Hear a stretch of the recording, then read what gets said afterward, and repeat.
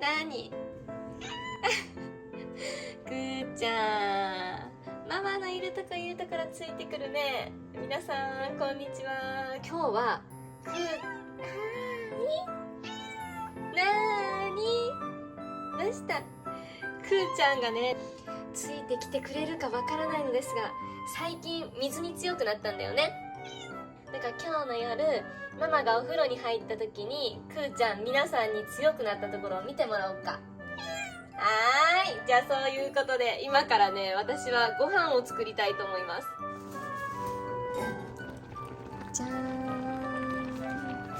無水で作るトマト野菜スープ。ちょっとダイエット頑張らないといけないからね。リッチも見守ってくれてんの、くーちゃんは。偉いね、くーちゃん。